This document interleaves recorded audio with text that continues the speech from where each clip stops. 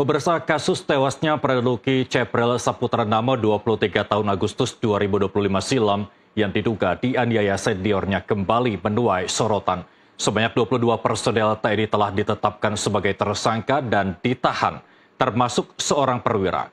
Peristiwa ini menambah daftar tindakan kekerasan yang terjadi di dalam lingkungan TNI yang seharusnya menjadi tempat aman bagi semua anggota.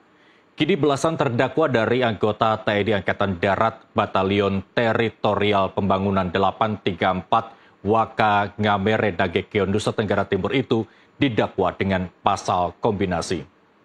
Para terdakwa dalam kasus penganiayaan hingga menewaskan Pradeluki Namo terancam hukuman 9 tahun penjara. Dan untuk membahasnya sudah bersama kami melalui sambungan daring kuasa hukum keluarga Pradeluki Cepril Saputra Namo, ada Pak Yafet Alphonse atau biasa dipanggil Pak Oscar. Pak Oscar, selamat malam.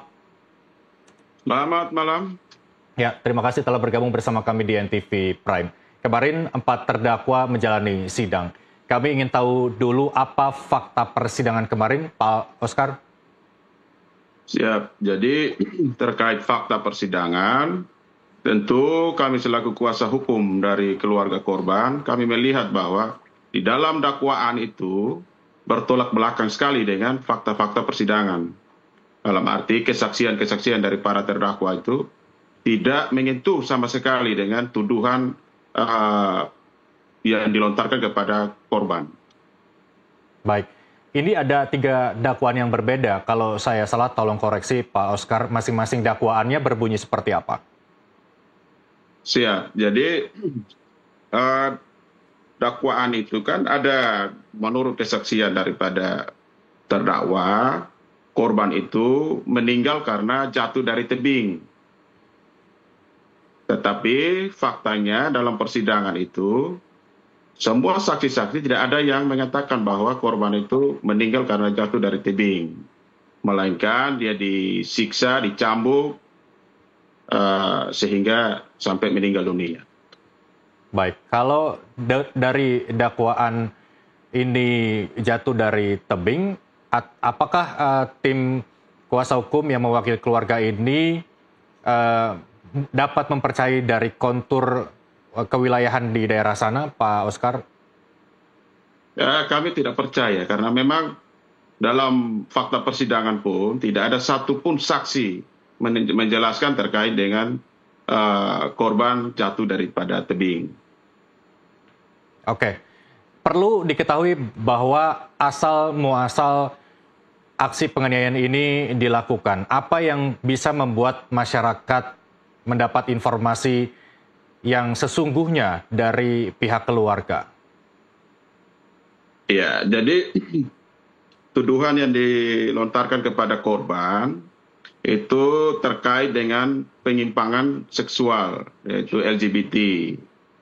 Nah, di dalam fakta-fakta persidangan, tentu saksi-saksi, saksi terdakwa, semua meyakini bahwa memang telah terjadi kegiatan penyimpangan seksual itu, tetapi pembuktiannya itu tidak ada. Jadi sidang hari kedua itu Selasa, sampai ibu korban tidak kuasa mendengar itu sampai histeris, kemudian meminta supaya tidak lagi menyebut terkait dengan tuduhan-tuduhan penyimpangan itu.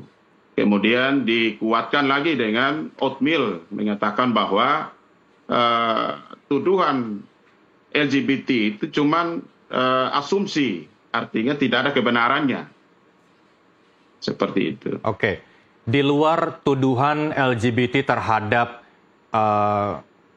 Pradeluki ini, meskipun sejumlah anggota melakukan tindakan kesalahan, apakah aksi penganiayaan ini merupakan bentuk mendisiplinkan para anggota yang melakukan kesalahan dalam satuan?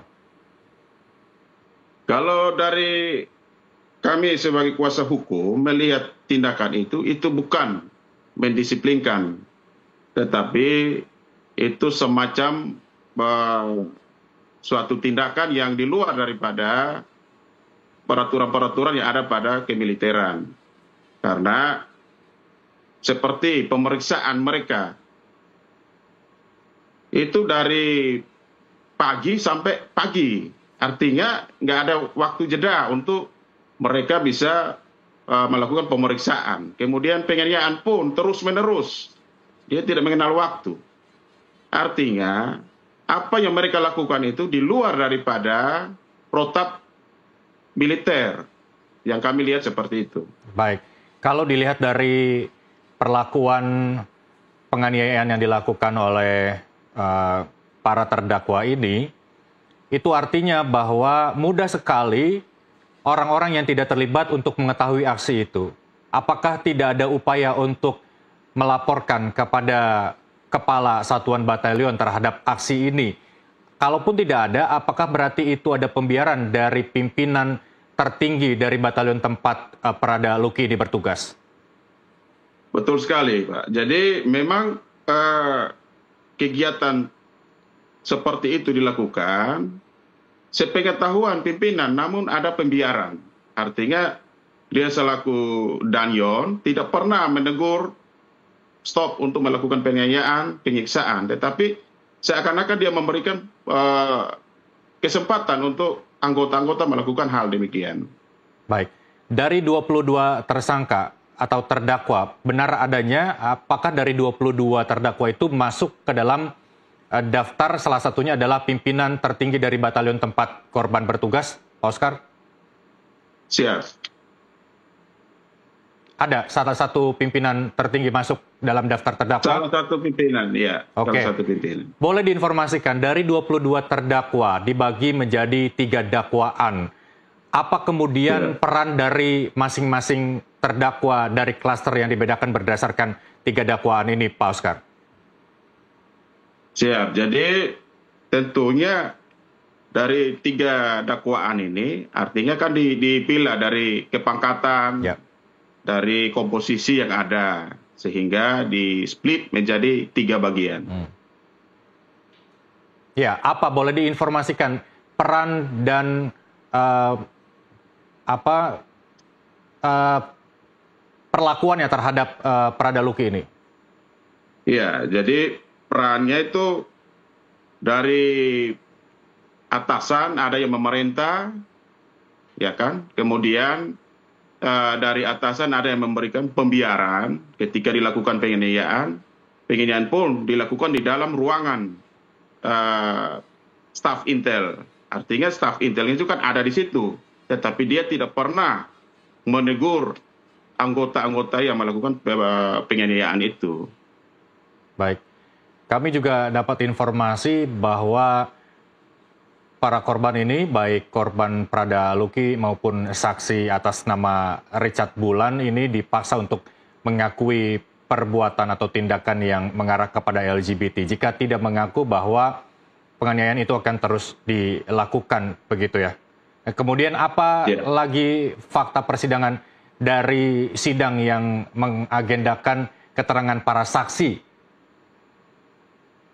Siap. Jadi dari fakta-fakta persidangan, selain mereka melakukan tindakan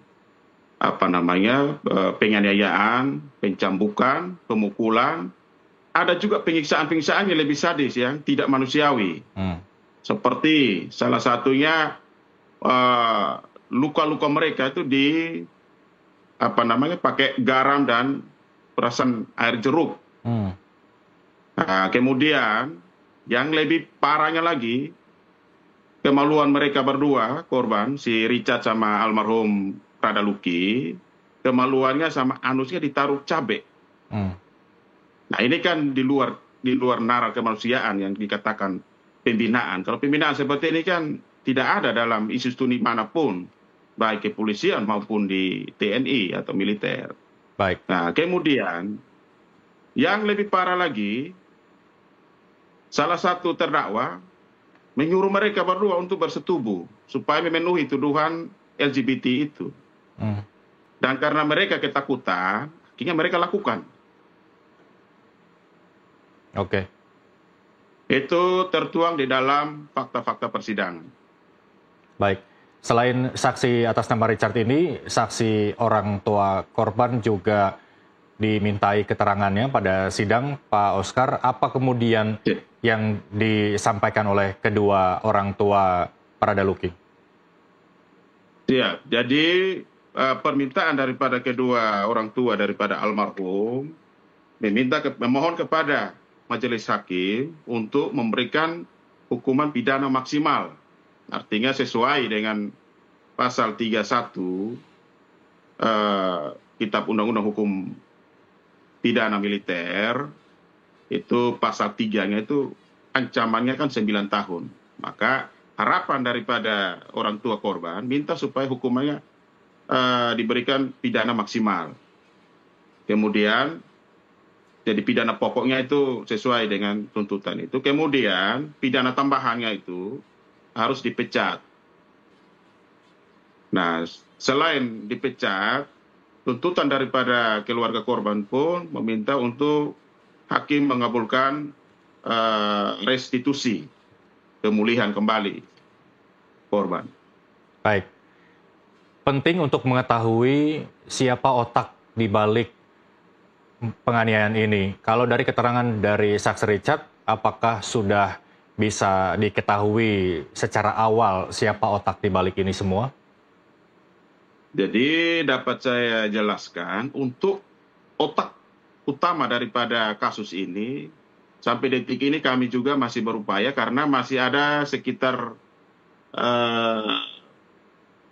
belasan saksi yang belum diperiksa.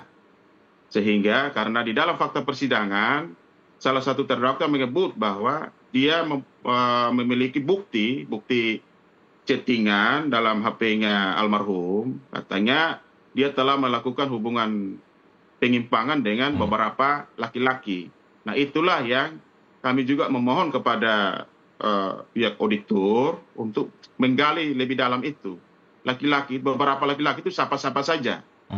Dan kalau bisa, melalui kami tim hukum keluarga, meminta supaya lewat ketua pengadilan untuk memanggil laki-laki yang disebutkan itu.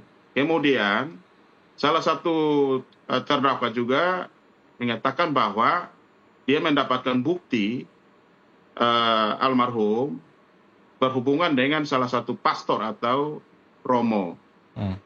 Nah, itu juga harus terkonfirmasi dengan pastor atau romo itu. Apa benar seperti tuduhan-tuduhan seperti itu? Karena seperti kita ketahui bahwa kasus ini berawal dari tuduhan penyimpangan seksual tadi. Nah, tetapi di dalam fakta persidangan, salah satu bukti pun tidak ada yang pernah dibuktikan bahwa si Richard sama si almarhum Prada Luki ini melakukan hubungan terlarang tadi. Baik.